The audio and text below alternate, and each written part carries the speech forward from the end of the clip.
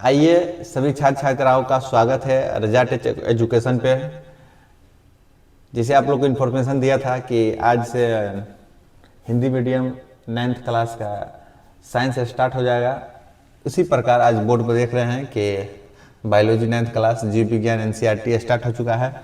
सभी छात्र छात्रा ध्यान से देखेंगे, ये सिलेबस है, आपको पूरा ये सिलेबस दिया हुआ है पांचों। ये सिर्फ विज्ञान है, मतलब जीव विज्ञान है, बायोलॉजी सिर्फ इसमें दिया हुआ है। फिर फिजिक्स भी होगा, केमिस्ट्री भी होगा। यानी एनसीईआरटी आप चैप्टर एनसीईआरटी बुक उठा कर देखेंगे 9th 10th का, उसमें 15 गो चैप्टर है। यानी 5 गो आपको बायोलॉजी में पढ़ना है, 5 गो केमिस्ट्री में पढ़ना है और 5 गो फिजिक्स में पढ़ना है। तो हम बायोलॉजी का सिलेबस बता रहा हूँ आपको, जीव विज्ञान का सिलेबस। यानी पहला है जीवन की मौलिक इकाई। पहला क्या है? जीवन की मौलिक इकाई। दूसरा क्या है? उत्तक। तीसरा क्या है? जीवों में विविधता। चौथा है हम बीमार क्यों होते हैं। पांचवा है खाद्य संसाधनों में सुधार। सभी छात्र छात्राएं इस सिलेबस को राइट डाउन करें अपने कॉपी पे लिख ले सिलेबस को। और सिलेबस भी याद रहना बहुत ज़रूरी है कि हम क्या पढ़ रहे हैं और कहाँ से पढ़ रहे हैं। अगर आपको पता नहीं होगा तो फिजिक्स का केमिस्ट्री में, केमिस्ट्री का फिजिक्स में, फिजिक्स का बायोलॉजी में, बायोलॉजी का फिजिक्स में कर दीजिएगा। इसलिए सभी छात्र छात्राएं इसको जरूर आप लोग पहले लिखें इस सिलेबस को। उसके बाद मैं फिर आज स्टार्ट करूंगा, जीवन की मौलिक इकाई से स्टार्ट करूंगा और पूरे डिटेल्स में आपको पढ़ाऊंगा। कोई भी एग्जाम छूटेगा नहीं अगर यहाँ से क्वेश्चन आएगा तो। आप सब लोग पहले इसको उतारें।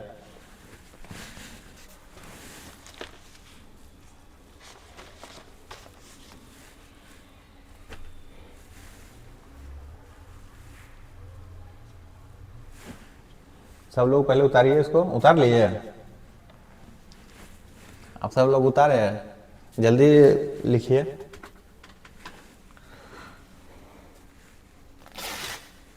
कुछ नहीं बोल रही है, जल्दी उतारिए सब लोग।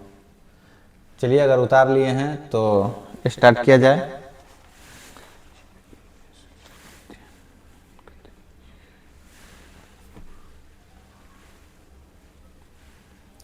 सब लोग उतार लिए? चलिए मिटा दे रहा हूं।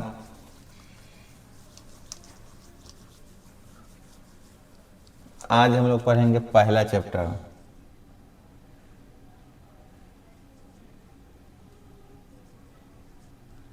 जीवन की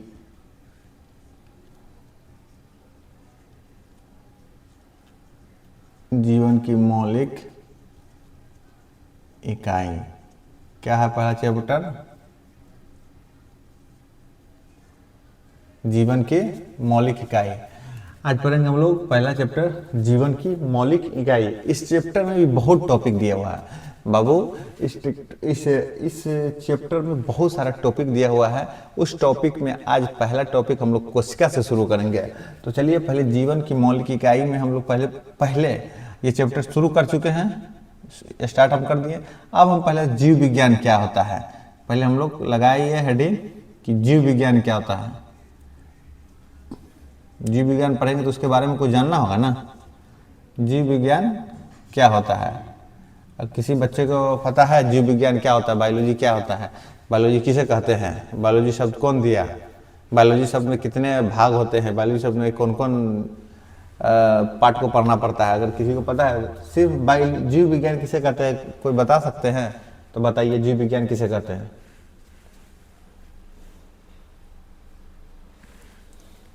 चलिए हम बताते हैं। जीव विज्ञान में, यहाँ से लिखिए, ये हो गया। चलिए लिखिए यहाँ से, जीव विज्ञान में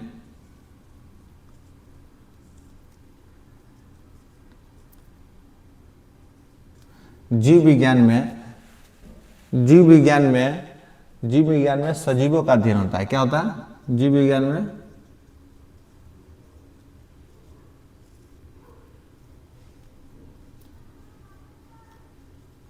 जीव विज्ञान में सजीवों का अध्ययन होता है।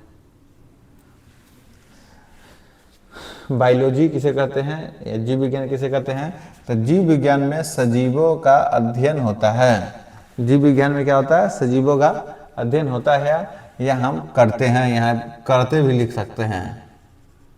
किसी को लगे कि करते भी होगा तो करते भी आप लिख सकते हैं।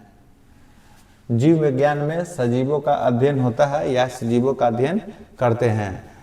जीव विज्ञान शब्द किसने दिया? यहाँ पे यहीं पे लिख देते हैं।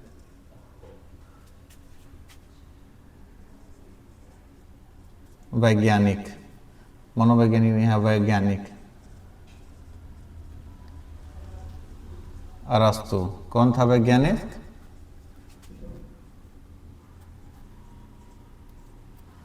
अरस्तु। जीव विज्ञान शब्द देने वाला वैज्ञानिक कौन था? अरस्तु। अरस्तु ही जीव विज्ञान शब्द दिया। जीव विज्ञान बायोलॉजी किसे कहते हैं? जीव विज्ञान में सजीवों का अध्ययन करते हैं। जीव विज्ञान में क्या करते हैं? सजीवों का अध्ययन करते हैं। जीव विज्ञान में सजीवों का अध्ययन करते हैं। जीव विज्ञान का जनक या जीव विज्ञान वैज्ञानिक अरस्तु, इसे जनक कहा जाता है या वैज्ञानिक या जनक या जनक। जनक किसे कहते हैं हम? अरस्तु को। जीव विज्ञान का जनक किसे कहा जाता है? अरस्तु को। वैज्ञानिक है अरस्तु, क्या है? वैज्ञानिक है जिन्होंने जीव विज्ञान इस शब्द का जनक माना गया है। अरस्तु को जीव विज्ञान शब्द का जनक माना गया है। फिर से देखिए एक लाइन यहाँ लिखा हुआ है, जीव विज्ञान। जीव विज्ञान में सजीवों का अध्ययन करते हैं। जीव विज्ञान का जनक अरस्तु को मानते हैं। फिर जीव विज्ञान में दो भाग हैं।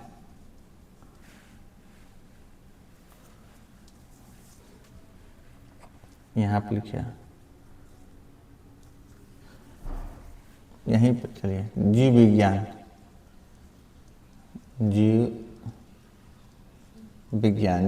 में दो भाग हैं।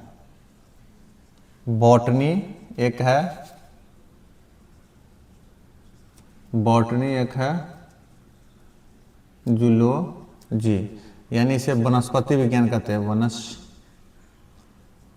वनस्पति विज्ञान, इसे वनस्पति विज्ञान कहते हैं, इसे जंतु विज्ञान कहते हैं। इसे जंतु विज्ञान कहते हैं। यानी जीव विज्ञान को हम दो भागों में पढ़ते हैं। 11th में जाइएगा, 10th के बाद तो आपको दो भागों में पढ़ना पड़ता है। या आप ग्रेजुएशन में जाइएगा तो इसके दो भागों में पढ़ना पड़ता है, एक बॉटनी एक जूलॉजी। तो बॉटनी का वनस्पति विज्ञान कहते हैं, इसमें पेड़ पौधे का अध्ययन हम करते हैं। इसमें जीव जंतु का अध्ययन करते हैं। वनस्पति विज्ञान दिया था थियोफ्रेस्टस।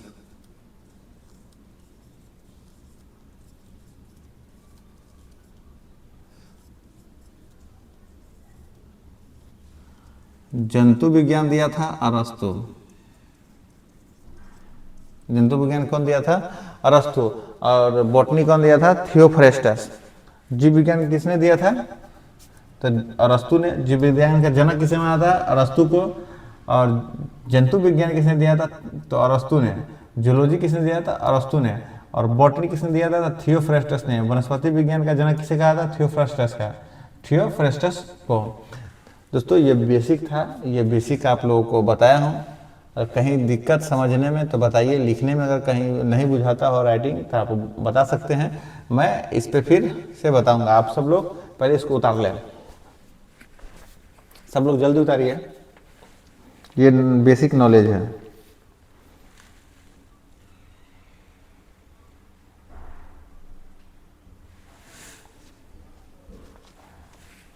चलिए उतार लिए सब लोग।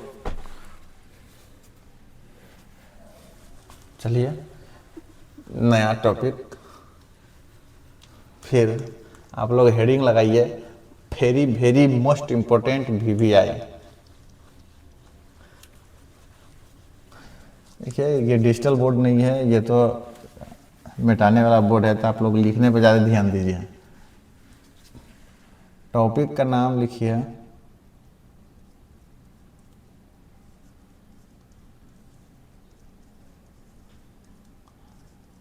कोशिका, सेल, VVI। टॉपिक आप लोग लगाइए कोशिका। जीवों की मौलिक इकाई में सबसे मोस्ट इंपोर्टेंट टॉपिक समझिए very very very I, fix समझ लीजिए, कोशिका सेल, कोशिका सेल, इसे आप लोग हेडिंग लगाइए। कोशिका के बारे में अब चर्चा होगी और उसके बाद आप लिखेंगे, पहले चर्चा कर लेते हैं। जैसे कोशिका क्या है? मानव का जो शरीर होता है, मानव हम लोग सजीव, जो सजीव प्राणी है, सबका शरीर कोशिका से मिलकर बना है, मतलब छोटे छोटे कोशिका से मिलकर बना है। जैसे हमारा हाथ भी बना है तो इसमें छोटे छोटे छोटे छोटे छोटे छोटे कोशिका है, उसके बाद बना दी, यानी मानव का शरीर भी छोटे छोटे कोशिका से मिलकर बना हुआ है। मतलब छोटे छोटे कोशिका, छोटे छोटे चीज़ों से मनुष्य का शरीर बना हुआ है, जिसे हम कहते हैं कोशिका। कोशिका के बारे में जानिए।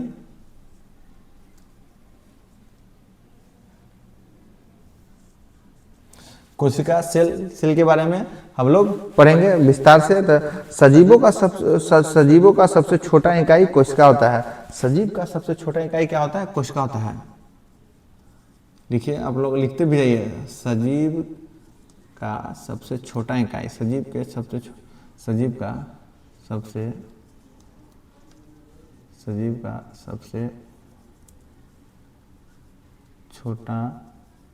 इकाई, सजीव का सबसे छोटा इकाई, सजीव का सबसे छोटा इकाई कोशिका है। सजीव का सबसे छोटा इकाई क्या है? कोशिका है। चलिए लिखिए देते हैं, कहीं सर जी यहीं पर छोड़ दिए हैं। सजीव का सबसे छोटा इकाई क्या है? कोशिका है। सजीव का सबसे छोटा इकाई कोशिका है। कोशिका में हम लोग पढ़ा रहे हैं, तो कोशिका में पढ़ाने के बाद आप लोग लिखिए कि सजीव का सबसे छोटा इकाई कोशिका है। सजीव का सबसे छोटा इकाई कोशिका है। फिर दूसरा पॉइंट लिखिए, कोशिका को अंग्रेजी में सेल कहा जाता है। दूसरा पॉइंट लिखिए, कोशिका को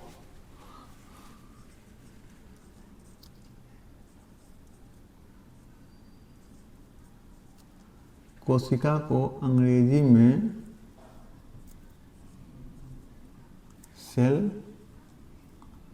कहा जाता है। पहला पॉइंट, सजीव का सबसे छोटा इकाई कोशिका होता है। और दूसरा पॉइंट है कि कोशिका को अंग्रेजी में सेल कहते हैं। कोशिका को अंग्रेजी में क्या कहते हैं? सेल कहते हैं। बाबू देखिए, ये सेल हुआ। आप कितना लोग, बहुत सारे लोग SELL लिख देते, ये गलत है। CELL होगा, ये सही है।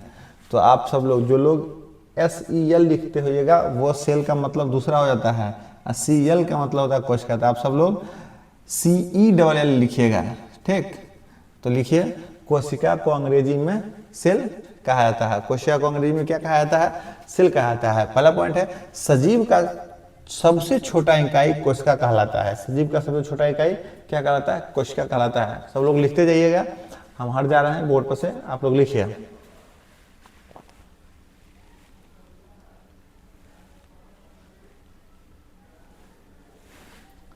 फिर यहाँ देखिए, लिख लिया आप लोग। फिर सेल कहाँ से आया? सेल जो अंग्रेजी में, जिसे अंग्रेजी में सेल कहा था, तो सेल शब्द क्या है? सेल कहाँ से आया? कैसा शब्द है सेल? तो सेल लैटिन शब्द है, लैटिन भाषा है। सेल क्या है? लैटिन भाषा है। सेल क्या है? लैटिन भाषा से सेलुला से लिया गया है। सेल क्या है? सेल लैटिन भाषा के सेलुला से लिया गया है। सेल लैटिन भाषा के सेलुला से लिया गया। लैटिन भाषा के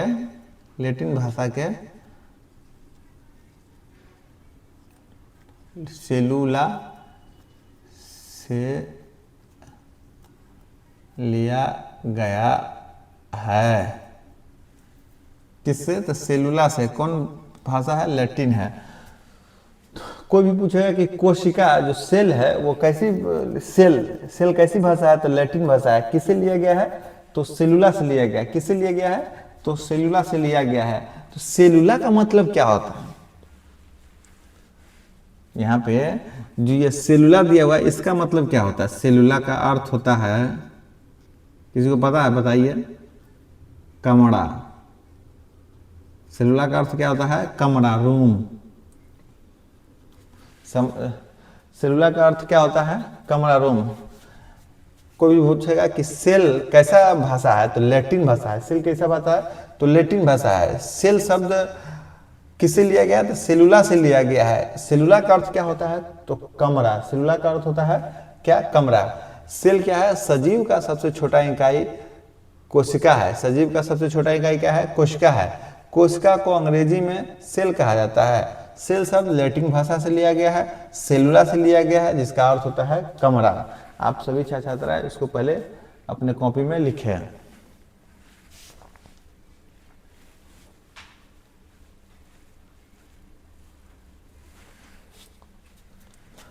लिख लिए? फिर कोशिका। कोशिका की परिभाषा लिखिए। जीवों की रचनात्मक एवं क्रियात्मक इकाई को कोशिका कहते हैं। लिखिए।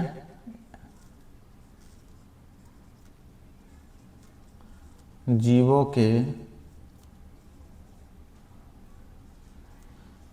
के रचनात्मक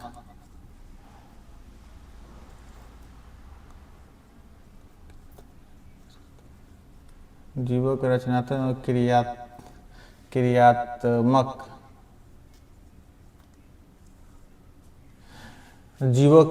जीवों के रचनात्मक और क्रियात्मक इकाई को जीवों के रचनात्मक एवं क्रियात्मक इकाई को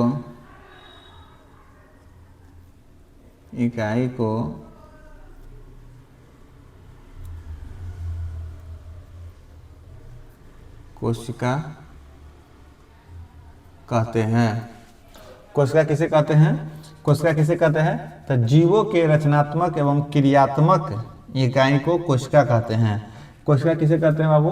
कोशिका किसे कहते हैं बाबू, बताइए तो कहिएगा। कोशिका उसे हम कहते हैं कि जीवों के रचनात्मक एवं क्रियात्मक इकाई को कोशिका कहते हैं। कोई आपसे पूछ दे कोशिका का परिभाषा बताइए, तो आप बताइए कि कोशिका जीवों की रचनात्मक एवं क्रियात्मक इकाई को हम लोग कोशिका कहते हैं, या सीधे कह दीजिए जीवों के रचनात्मक एवं क्रियात्मक इकाई ही कोशिका है।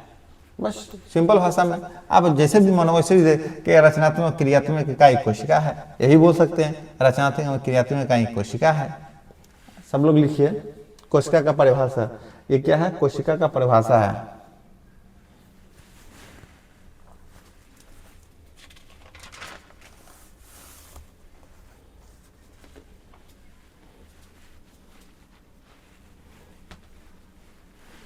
लिख लिए सब लोग? मिटाए? अगर डिजिटल बोर्ड रहता तो हम सेव कर देते, लेकिन डिजिटल बोर्ड नहीं है। चलिए कोई बात नहीं है, हो जाएगा डिजिटल बोर्ड भी बहुत जल्द। आप सब लोग पहले पढ़ने पर ध्यान दीजिए, सब चीज़ होगा। एप्स भी तैयार हो रहा है, एप्स भी लॉन्च होगा। अब कोशिकाओं के समूह।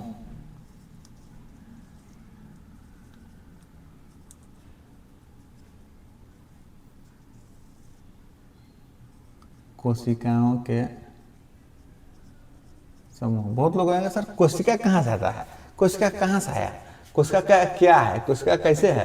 तो देखिए ये चीज़ क्या है बता रहे हैं हम। कोशिकाओं के समूह, ये उत्तक, कोशिकाओं के समूह को ही उत्तक कहते हैं।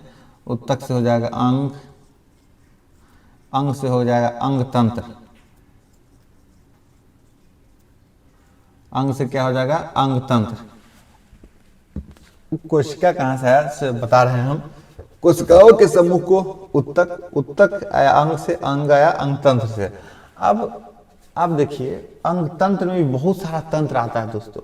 बाबू इस अंग तंत्र में बहुत सारे तंत्र आते हैं, जैसे श्वसन तंत्र, श्वसन तंत्र, अंग तंत्र आ जाएगा, प्रजातंत्र आ जाएगा। बहुत सारे तंत्र भी आते हैं जो हमारे पूरे बॉडी में, जो सजीवों में जो सब तंत्र होते लगे हुए, तंत्रिका तंत्र, मानव शरीर में जितने भी तंत्र है ना, सब इसी अंग तंत्र में आएंगे। तो अब हम लोग अंग तंत्र के बारे में लिखेंगे कि अंग तंत्र में क्या आएगा? पाचन तंत्र आएगा, श्वसन तंत्र आएगा। कौन कौन आएगा? पाचन तंत्र, पाचन तंत्र, श्वसन तंत्र। सब लोग को दिख रहा है ना? दिख रहा है ना? उत्सर्जन तंत्र, उत्सर्जन तंत्र, उत्सर्जन तंत्र। अंग तंत्र में ही आ जाएगा पाचन तंत्र, श्वसन तंत्र, उत्सर्जन तंत्र और परिवहन तंत्र। परिवहन तंत्र भी इसी में आएगा, और तंत्रिका तंत्र, परिवहन तंत्र और तंत्रिका तंत्र। देखिए कोशिका हम लोग जितना तक पढ़े उससे आगे कोशिकाओं के समूह, उत्तक से अंग, अंग से बना अंग तंत्र, कोशिकाओं के समूह से बना उत्तक, उत्तक से बना अंग, अंग से बना अंग तंत्र। फिर अंग तंत्र में आता है पाचन तंत्र, श्वसन तंत्र, उत्सर्जन तंत्र, परिवहन तंत्र, तंत्रिका तंत्र। तंत्रिका तंत्र क्या होता है जानते हो? ये देख रहे हो, ये यहाँ से लेके यहाँ तक, ये पूरे से जो है ये सब तंत्रिका तंत्र है। क्या है ये देख रहे हैं ना, यहाँ से यहाँ तक पूरा तंत्रिका तंत्र ही इसी को कहा था। श्वसन तंत्र पेट के बारे में जो देखिएगा, श्वसन नाली के अंतर होता है, सब चीज बताऊंगा, श्वसन तंत्र भी बताऊंगा, उत्सर्जन तंत्र बताऊंगा, पाचन तंत्र बताऊंगा, परिवहन तंत्र बताऊंगा, तंत्रिका तंत्र बताऊंगा, सारी चीज बताऊंगा दोस्तों। कोशिका का खोज किसने किया? अब बताइए इसके बाद कोशिका का खोज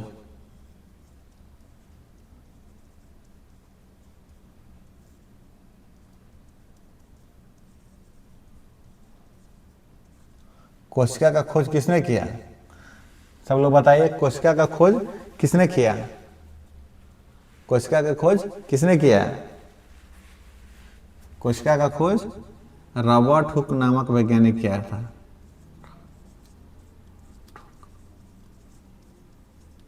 कब किया? तो 1665 ईस्वी में। कोशिका के खोज किसने किया था? तो रॉबर्ट हुक नामक वैज्ञानिक ने किया। कब किया? तो 1665 ईस्वी में। लिखिए बाबू, कोशिका की खोज रॉबर्ट हुक नामक वैज्ञानिक ने 1665 ईस्वी में किया।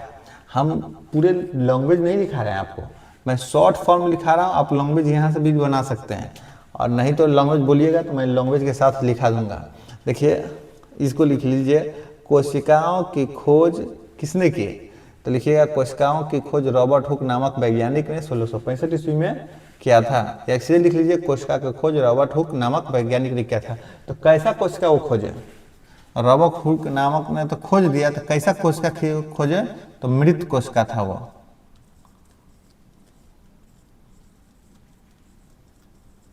कैसा कोशिका वो खोज दिए? खोजे तो कोशिका, लेकिन कैसा खोज दिए वो? मृत कोशिका। रॉबर्ट हुक नामक वैज्ञानिक ने कोशिका की खोज तो की 1665 ईस्वी में, लेकिन कैसा कोशिका खोज कर दिया? वो मृत कोशिका खोज कर दिया। तो फिर मृत कोशिका खोज कर दिया। जैसे अब हम ही हैं, हम 2/2 4 कह 2 + 2 4 कर दिए, तो और भी बच्चा होगा तो कहेगा 2 + 2 4, वो भी चाहेगा कैसे होगा 4। तो यहाँ जब रॉबर्ट हुक आ गया तो फिर और भी बहुत सारे साइंटिस्ट आए कि वो मृत कोशिका को खोज दिया, तो हम भी जाते हैं और कोशिका को खोज देंगे। तो फिर एक मनोवैज्ञानिक आया, वो जीवित कोशिका के बारे में बताया। अब रॉबर्ट हुक ने तो मृत कोशिका खोज ही दिया। अब जब रॉबर्ट हुक ने मृत कोशिका खोज दिया तो बहुत सारे साइंटिस्ट, बहुत सारे वहाँ पे आदमी थे, वो भी सोच रहे थे हम क्या खोजे। तो उसने भी जीवित कोशिका के खोज के बारे में किया। पहले इसको लिख लीजिए आप लोग, इसको पहले लिखिए, कोशिका की खोज रॉबर्ट हुक नामक वैज्ञानिक ने किया था। तो वो कैसा कोशिका था? तो वो मृत कोशिका था।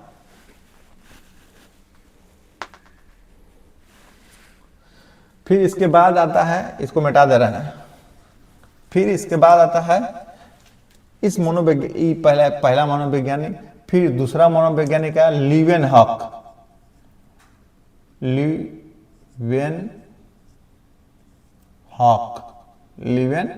कौन वैज्ञानिक आया? लीवेनहॉक। दूसरा वैज्ञानिक आया लीवेनहॉक। ये खोजा जीवित कोशिका के बारे में खोज दिया। ये कैसा खोजा? जीवित कोशिका।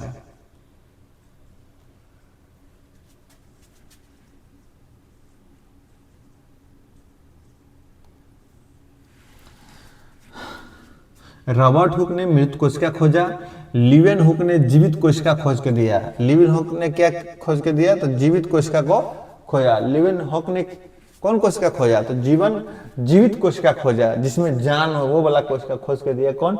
लीवेनहॉक कोशिका खोजा। कब खोजा था? तो ये 1674 ईस्वी में खोजा था। कब खोजा था? 1674 ईस्वी में। कहाँ से खोजा था? बैक्टीरिया से।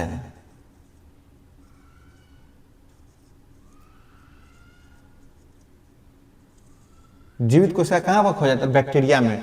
कहाँ पर खोजा? तो बैक्टीरिया में खोजा। पहला कोशिका की खोज मनोवैज्ञानिक रॉबर्ट हुक। कैसा कोशिका खोजा? तो मृत कोशिका खोज दिया। फिर मृत कोशिका जब खोज दिया तो बहुत सारे आदमी वहाँ पर थे, बहुत सारे वैज्ञानिक थे, कहा कि वो तो मृत कोशिका को खोज ही दिया, अब हम भी चले दूसरा कोशिका में कोई चीज़ को खोजते हैं। तो एक और मनोवैज्ञानिक साइंटिस्ट आ गया, लीवेनहॉक। लीवेनहॉक ने जीवित कोशिका के बारे में बता दिया, जीवित कोशिका को खोज दिया। जीवित कोशिका को खोज दिया तो कब खोजा? तो जीवित कोशिका कहाँ खोजा? तो बैक्टीरिया में खोज दिया। वो दांत के किसी चीज़ को ऐसे से दांत में कर रहे थे तो उसमें बैक्टीरिया नामक पता चला उसको कि इसमें क्या है, तो उसको निकाला, देखा कि बैक्टीरिया है, तो वो जीवित कोशिका के बारे में खोज दिया कि दांत में उसको मिल गया तो बैक्टीरिया। तो जीवित कोशिका खोज दिया। तो कब खोज दिया? तो 1674 ईस्वी में। फिर यहाँ भी नहीं माना, बहुत सारे लोग कहा यहाँ भी नहीं, और भी बहुत लोग है, बहुत सारे इनको दोस्त थे। और तीसरा मनोवैज्ञानिक और आ गया, तीसरा मनोवैज्ञानिक एक और आ गया, रॉबर्ट ब्राउन आ गया। तीसरा मनोवैज्ञानिक कौन आ गया? Robert brown. तीसरा मनोवैज्ञानिक कौन आ गया? Robert brown.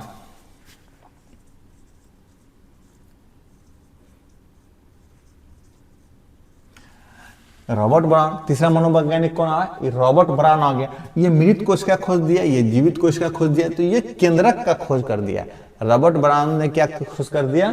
तो केंद्रक का खोज कर दिया। रॉबर्ट ब्राउन नामक साइंटिस्ट आया तीसरा, तो क्या खोज दिया? तो केंद्रक का खोज कर दिया। इसने कोशिका के अंदर ये केंद्रक का खोज कर दिया।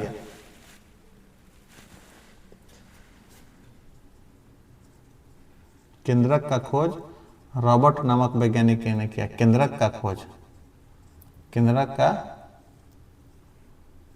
का खोज कौन मनोवैज्ञानिक ने किया था? तो रॉबर्ट ब्राउन ने किया था। पहला साइंटिस्ट रॉबर्ट हुक, जिन्होंने कोशिका का खोज किया। दूसरा मनोवैज्ञानिक, तो कोशिका कैसा कोशिका खोजा? रॉबर्ट हुक तो मृत कोशिका था, लेकिन जीवित कोशिका को लीवेनहॉक ने खोजा था 1674 ईस्वी में। तो रॉबर्ट ब्राउन फिर तीसरा आ गया, वो केंद्रक का खोज कर दिया। तो केंद्रक का खोज किया तो कब किया? तो 1831 ईस्वी में। कब किया वो? केंद्रक का खोज कब किया? 1831 ईस्वी में। देखिए इसका खोज, ये सब कोशिका है, ये केंद्रक है। फिगर से देख लीजिए, ये सब चारों बल कोशिका है, ये केंद्रक है बीच में। इसी का खोज किसने किया? तो रॉबर्ट ब्राउन ने किया। फिर यहां भी नहीं माना सब, फिर एक चौथा मनोवैज्ञानिक आया। पहले इसको उतारिए, फिर आपको हम चौथा मनोवैज्ञानिक के बारे में बताऊंगा। अगर आप कोई कहते हैं कि हमको पूरे डिटेल्स में बताइए, डिटेल्स में लिखा दीजिए, हमको इसमें भाषा दीजिए, तो लिखिए रॉबर्ट हुक ने मृत कोशिका की खोज की। लिखिए रॉबर्ट हुक ने मृत कोशिका की खोज की। फिर पॉइंट बनाइए, लिखिए लीवेनहॉक ने जीवित कोशिका का खोज किया। लीवेनहॉक ने जीवित कोशिका का खोज किया 1674 ईस्वी में। लीवेनहॉक ने जीवित कोशिका की खोज की 1674 ईस्वी में, और बैक्टीरिया में। फिर तीसरा लिखिए रॉबर्ट ब्राउन। रॉबर्ट ब्राउन नामक वैज्ञानिक ने केंद्रक का खोज किया। लिखिए रॉबर्ट नामक वैज्ञानिक ने केंद्रक का खोज किया। रॉबर्ट नामक वैज्ञानिक ने केंद्रक का खोज किया। फिर 1831 ईस्वी में रॉबर्ट नामक वैज्ञानिक ने केंद्रक का खोज किया। 1831 ईस्वी में रॉबर्ट नामक वैज्ञानिक ने केंद्रक का खोज किया 1831 ईस्वी में। यहां भी नहीं माना, चौथा मनोवैज्ञानिक आ गया पुरकिंजे।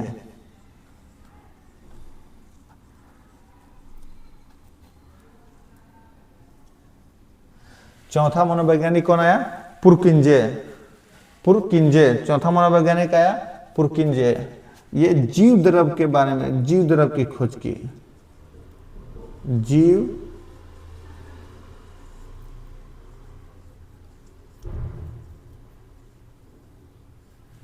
द्रव की खोज की पुरकिंजे ने जीव द्रव की खोज की किसने? पुरकिंजे ने। कब की थे? तो 1839 ईस्वी में। 1839 ईस्वी में। तो जीव द्रव क्या होता है देखिए, ये कोशिका के अंदर केंद्रक, केंद्रक के अंदर ये सब देखिए, ये क्या है? जीव द्रव। ये क्या है? जीव द्रव। लिखिए इसको, मैं भाषा में लिखा रहा हूं। पुरकिंजे नामक वैज्ञानिक ने भाषा में, पुरकिंजे नामक वैज्ञानिक ने जीव द्रव की खोज की 1839 ईस्वी में। पुरकिंजे नामक वैज्ञानिक ने जीव द्रव की खोज की 1839 ईस्वी में। पुरकिंजे नामक वैज्ञानिक ने जीव द्रव की खोज की 1839 ईस्वी में।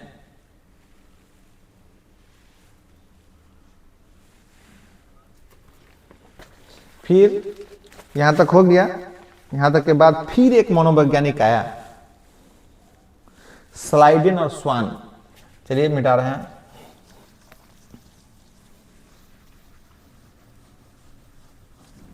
डिजिटल बोर्ड का बहुत वैल्यू है बाबू, इसी बोर्ड का बहुत वैल्यू है। चौथा मनोवैज्ञानिक आया स्लाइडेन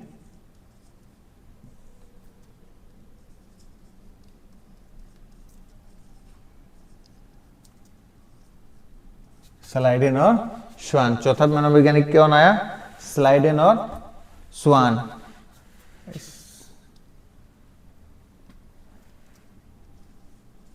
स्लाइडेन और स्वान चौथा मनोवैज्ञानिक है। इसने कहा, स्लाइडेन और स्वान आया, चौथा मनोवैज्ञानिक स्लाइडेन और स्वान आया, तो ये कहा कि स्लाइडेन और स्वान ने कहा कि संसार में सभी जीव का शरीर कोशिका से मिलकर बना है।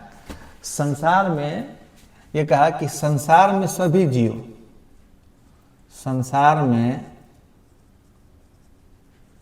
सभी जीव का शरीर कोशिका से मिलकर बना है। कोशिका से मिलकर बना है। स्लाइडेन और स्वान ने कहा कि संसार में सभी जीव का, देखिए यही नहीं होता, लिखते हैं कुछ बोलते हैं कुछ। संसार में सभी जीव का कोशिका, देखिए संसार में सभी जीव का शरीर, देखिए लिखने में कहीं बोलते हैं ठीक है, संसार में सभी जीव का शरीर, संसार में सभी जीव का शरीर कोशिका से मिलकर बना है। स्लाइडेन और स्वान ने क्या कहा कि संसार में, स्लाइडेन और स्वान ने कहा कि संसार में सभी जीव का शरीर कोशिका से मिलकर बना है। स्लाइडेन और स्वान ने क्या कहा? आप पूरे, स्लाइडेन और स्वान ने कहा कि संसार में सभी जीव का शरीर कोशिका से मिलकर बना है। लिखिए। फिर एक 1855 में एक बिरचो नामक वैज्ञानिक आया। 1855 में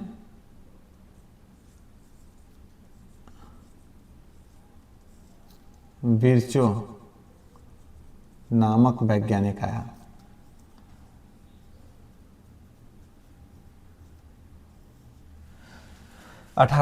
में एक बिरचो नामक वैज्ञानिक आया। यह बताया कि व्यक्ति ने बताया कि जीवों में शरीर नई कोशिका का निर्माण पहले से मौजूद कोशिकाओं द्वारा होता है।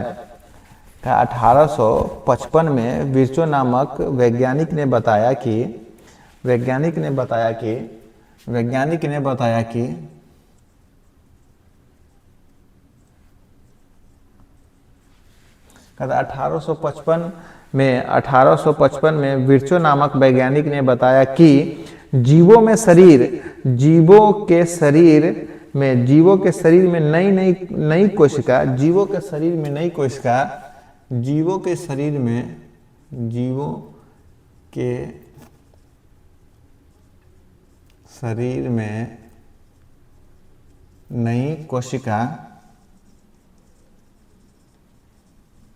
पहले से ही मौजूद रहती है। यानी जीवों के शरीर में नई कोशिका का निर्माण पहले से मौजूद, नई कोशिका का निर्माण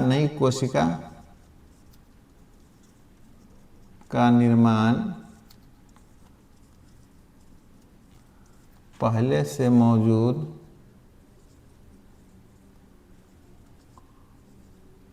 मौजूद कह रहा है कि 1855 में विर्चो नामक वैज्ञानिक ने बताया कि जीवों के शरीर में नई कोशिका का निर्माण पहले से मौजूद कोशिकाओं द्वारा होता है।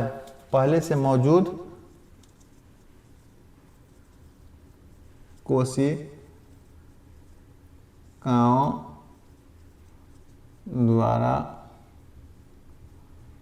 होता है।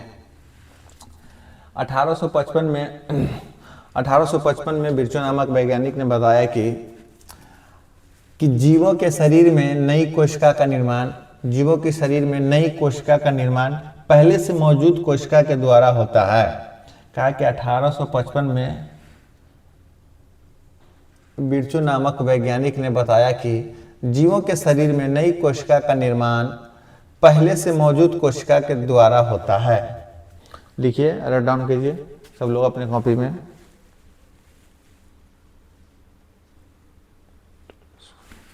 फिर एक नया वैज्ञानिक आया, स्टार्सवर्ग। स्टार्सबर्गर।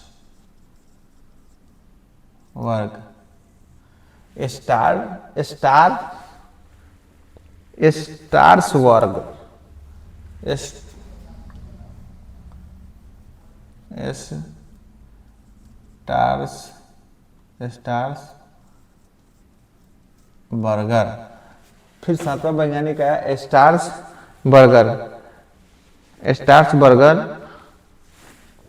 यह कब आया? तो यह 1884 में। यह कब आया? 1884 में। यह कब आया? 1884 में।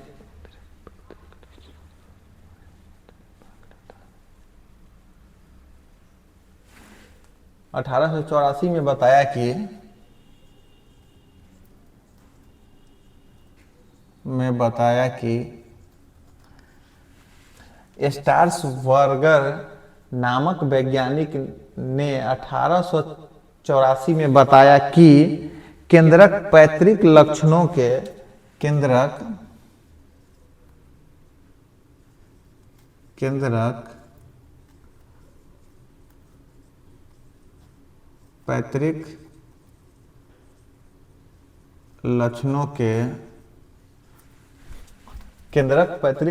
स्टार्स नामक वैज्ञानिक ने 1884 ईस्वी में बताया कि केंद्रक पैतृक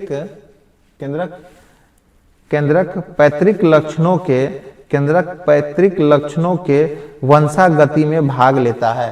वंशागति में भाग लेता है।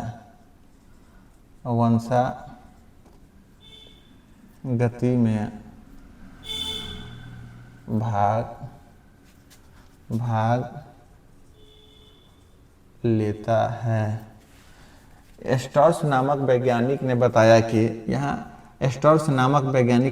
कि आप ये लिख लीजिएगा, क्योंकि बहुत बड़ा हो जाता है इसीलिए शॉर्ट फॉर्म कर दिया हूँ। स्टार्स नामक वैज्ञानिक ने बताया कि 1884 में बताया कि केंद्रक पैतृक लक्षणों के वंशागति में भाग लेता है। फिर यहां तक नहीं बचा, फिर एक मनोवैज्ञानिक आया, एम नॉल इर्स्का आया एक मनोवैज्ञानिक। और देखिए 8वां एम नॉल क्या है? एम नॉल इर्स्का, एम नॉल एंड इर्स्का। एक और मनोवैज्ञानिक आया, एम नॉल इर्स्का। 8वां मनोवैज्ञानिक आया स्टोर्स वर्ग के बाद एमनॉल इरस्का। ये क्या बताया?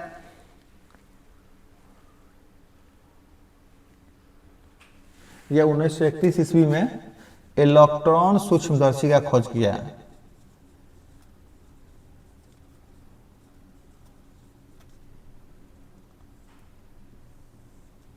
ये क्या? इलेक्ट्रॉन सूक्ष्मदर्शी।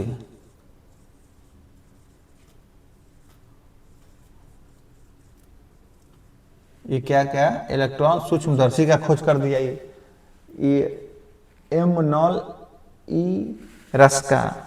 इरस्का ने 1931 में किया है। कब किया? तो 1931। इनॉल इरस्का बढ़िया। एमनॉल इरस्का ने इलेक्ट्रॉन सूक्ष्मदर्शी का खोज किया। कब किया? तो 1931 ईस्वी में किया है। यहीं से इलेक्ट्रॉन, प्रोटॉन, न्यूट्रॉन सब जो मिलता है ये देख लीजिए। यहीं एमनॉल इरस्का इलेक्ट्रॉन सूक्ष्मदर्शी का खोज किया। स्टर्सबर्ग ने 1834 में बताया कि केंद्रक पैतृक लक्षणों के वंशागति में भाग लेता है। 1855 में विर्चो नामक वैज्ञानिक ने बताया कि जीवों के शरीर में नई कोशिका का निर्माण पहले से मौजूद कोशिकाओं द्वारा होता है। स्लाइडन और स्वान ने बताया कि संसार में सभी जीव का शरीर कोशिका से मिलकर बना है। ये चीज उतार लिए, उतारिए आप लोग।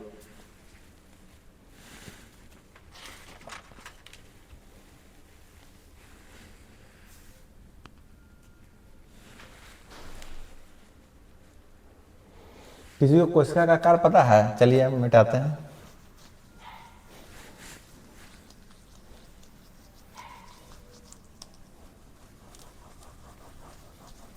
कोशिका का आकार कहाँ गया? रुक जाइए, इंक डाल देता हूं पहले। कोशिका का आकार कोई बता सकता है?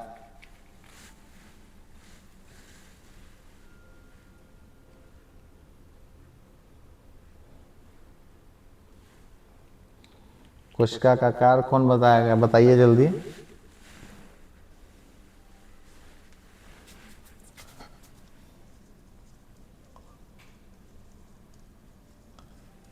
कोशिका का आकार, कोशिका का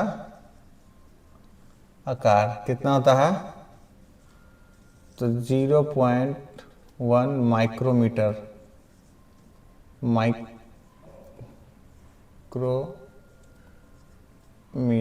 कोशिका का आकार कितना होता है? 0.1 माइक्रोमीटर। कोशिका का आकार कितना होता है? 0.1 माइक्रोमीटर। कोशिका का आकार कितना होता है? 0.1 माइक्रोमीटर।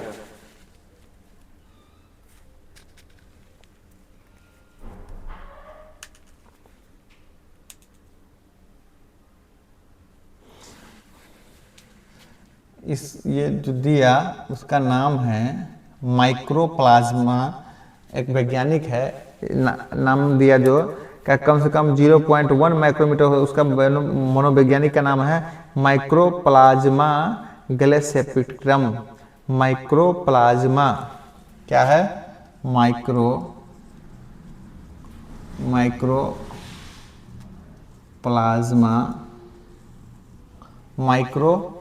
माइक्रोप्लाज्मा गैलेसेप्टिकम।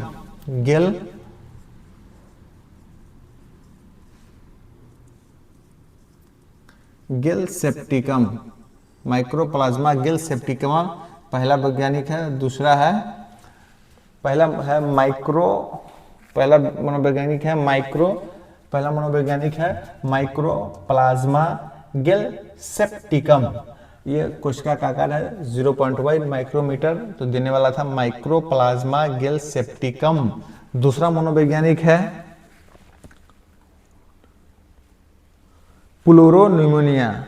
नामकरण हुआ था, उसको कहते हैं प्लूरोन्यूमोनिया।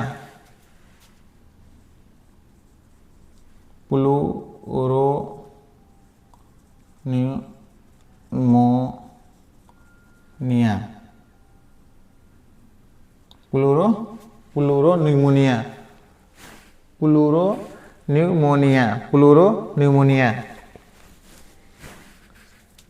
प्लूरोनिमोनिया।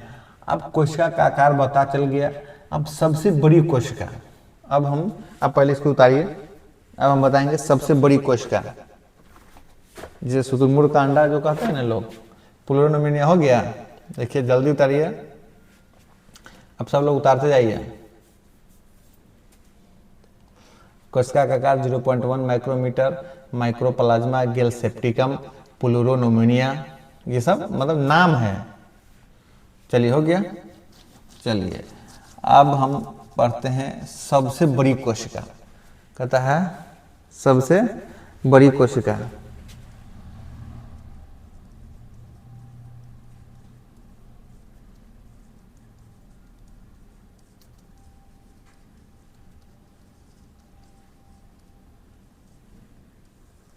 सबसे बड़ी कोशिका कितना बड़ा होता है? कितना बड़ा? सबसे बड़ी कोशिका कितना होता है? सबसे बड़ी कोशिका 170 गुने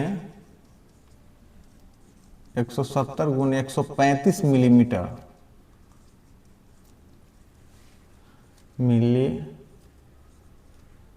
सबसे बड़ी कोशिका कितना का होता है? 170 गुने 135 मिलीमीटर। तो सबसे बड़ी कोशिका का नाम क्या है? तो शुतुरमुर्ग का अंडा। सबसे बड़ी कोशिका किसका होता है? याद सबसे बड़ा कोशिका किसका होता है? सबसे बड़ी कोशिका शुतुरमुर्ग का अंडा। जानवे करते हैं, लेकिन ये नहीं जानते थे 170 गुने 135 मिलीमीटर होता है। लिखिए शुतुरमुर्ग का अंडा। शुतुरमुर्ग का अंडा का सबसे बड़ा कोशिका होता है। किसका सबसे बड़ा होता है? शुतुरमुर्ग का अंडा। शुतुरमुर्ग का अंडा का सबसे बड़ा कोशिका होता है। यहाँ सबसे बड़ा कोशिका किसका होता है?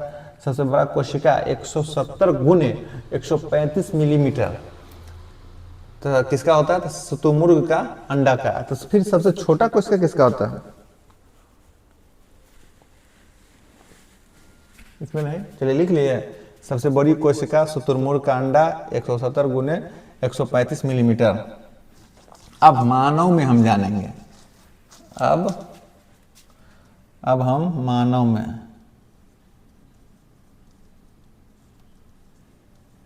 मानव में कोशिका का आकार छोटा बड़ा। मानव के शरीर के बारे में मानव के शरीर के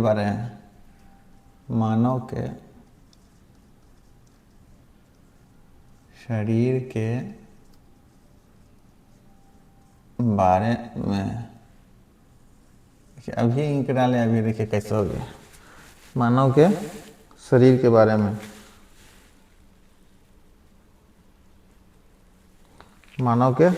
बारे में मानव शरीर की सबसे छोटी कोशिका।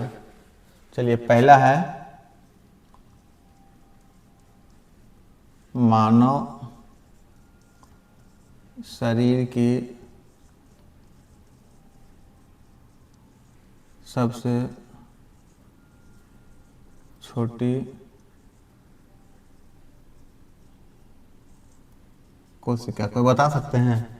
मानव शरीर की सबसे छोटी कोशिका। फिर दूसरा लिखिए मानव शरीर की सबसे बड़ी कोशिका। मानव शरीर की सबसे लंबी कोशिका। तीन है ना? मानव शरीर की सबसे बड़ी कोशिका, मानव शरीर की सबसे लंबी कोशिका, बताइए। तो मानव शरीर की सबसे छोटी कोशिका हो जाएगा शुक्राणु।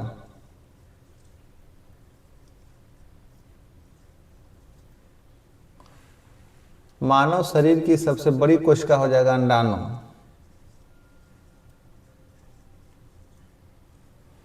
देख लीजिए पहले सही है कि गलत है, पहले देख लीजिए।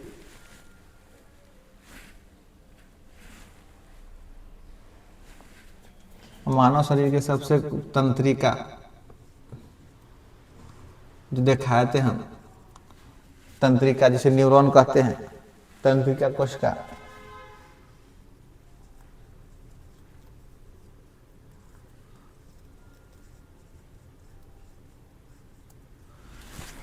ये दिख रहे हैं, ये यहाँ से लेकर यहाँ तक ये न्यूरॉन है, इसी को तंत्रिका कोशिका कहते हैं।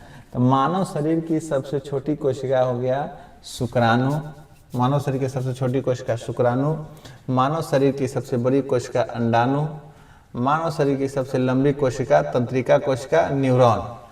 मानव शरीर के सबसे लंबी कोशिका किसे कहते हैं? तंत्रिका कोशिका न्यूरॉन। और मानव शरीर की सबसे बड़ी कोशिका अंडाणु, मानव शरीर की सबसे छोटी कोशिका शुक्राणु। लिखिए। अब देखिए एक, अब एग्जाम्पल कोई बताइए 60 साल का व्यक्ति के कोशिका के, 60 साल की उम्र वाला, 60 वर्ष के व्यक्ति, 60 वर्ष के व्यक्ति, 60 वर्ष के व्यक्ति या आदमी में कोशिका पाई जाती है। बताइए 60 वर्ष के व्यक्ति में कोशिका पाई जाती है, 60 वर्ष के व्यक्ति में कितना कोशिका पाई जाती है? तो ये देखिए यहाँ पे, तो 60 गुने 10 के पावर 5 कर देंगे, 10 के पावर 15 होगा, 5 नहीं 10 के पावर 15। अब बताइए जो 60 वर्ष के व्यक्ति है उसमें कोशिका कितना होगा? 60 गुने 10 के पावर 15। अगर कोई 50 का रहेगा, अगर कोई 50 का रहेगा तो उसको हो जाएगा 10 के पावर 15। अगर 40 का रहेगा तो गुने 40 10 के पावर 15। अगर 2 का रहेगा तो गुने 10 के पावर 15। ये सब एग्जाम्पल है। 60 वर्ष के व्यक्ति में होगा गुने 60 गुने 10 के पावर 15। 5 का रहेगा तो 5 गुने 10 के पावर 15। जान गए? अब बताइए, अब कहता है कोशिका की संख्या जीवों के आकार पर निर्भर करता है। कोशिका की संख्या किस पे निर्भर करता है? पहले इसको उतारिए, पहले आप सब लोग इसको उतार लीजिए।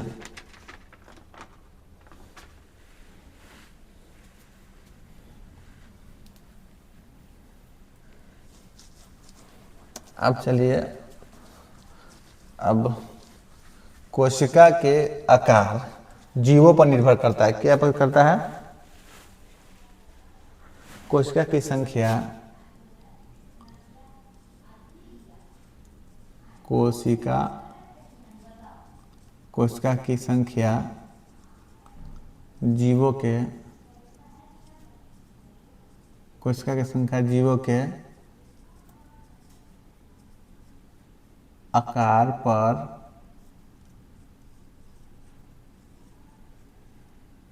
निर्भर करता है।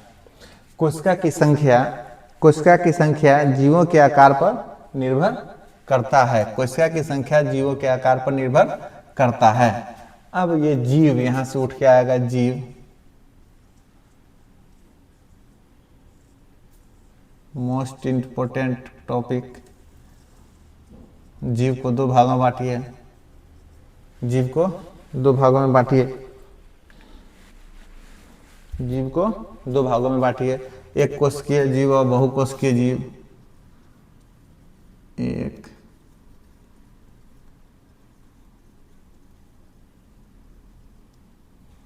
एक कोशिकीय,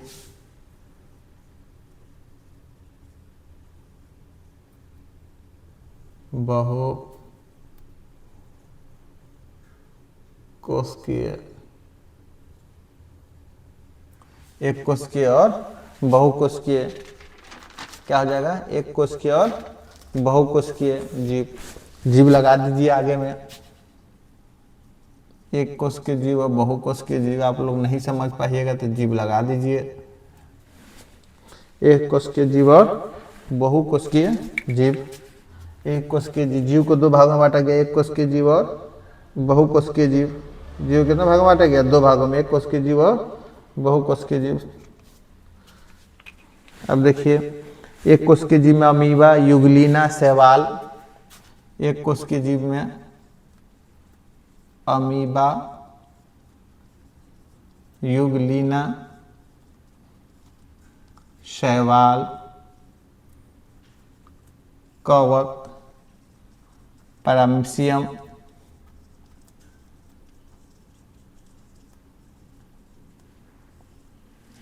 अमीबा, युगलीना, शैवाल, कवक और पैरामीशियम। अब इसमें इसमें कुछ हो जाएगा, बहुकोशिकीय में कुछ हो जाएगा, कुत्ता बिल्ली बानर सब हो जाएगा। लेकिन एक कोशिकीय में अमीबा, यूग्लिना, शैवाल, कवक, पैरामीशियम। एक कोशिकीय जीव में अमीबे ही आएगा, पैरामीशियम ही आएगा, कवक ही आएगा, यूग्लिना ही आएगा, शैवाल ही आएगा। बहुकोशिकीय में कोई भी, समझ सकते हैं, बहुकोशिकीय में कोई भी। तो बहुकोशिकीय, इसको पहले लिख लीजिए। बहुकोशिकीय जीव का विकास एक कोशिकीय जीव के विभाजन के फलस्वरूप हुआ। बहुकोशिकीय जीव को लिख लीजिए।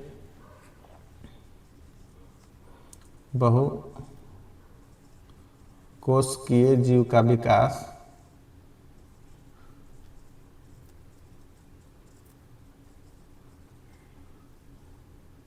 बहुकोशिकीय जीव का विकास एक कोशिकीय जीव के विभाजन से हुआ। बहुकोशिकीय जीव का विकास एक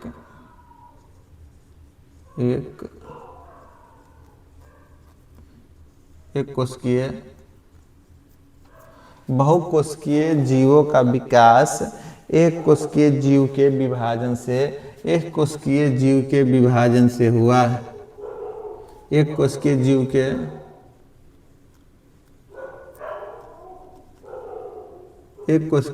के विभाजन के फलस्वरूप हुआ। विभाजन के फलस्वरूप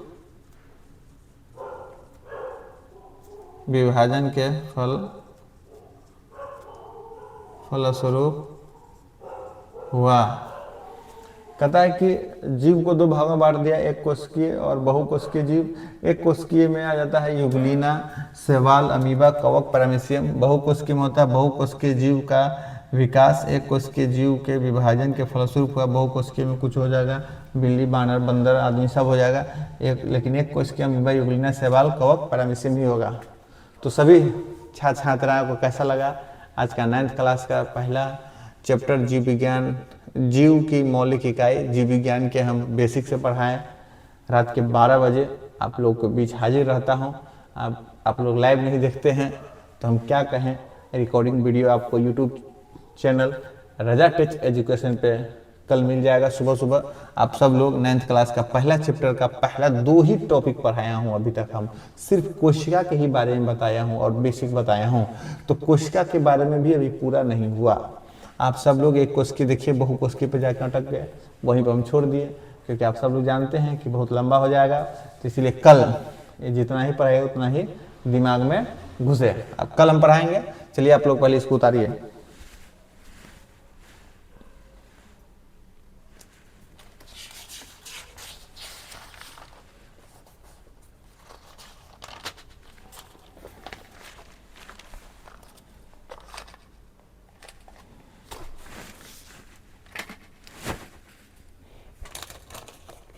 सब लोग उतार लिए।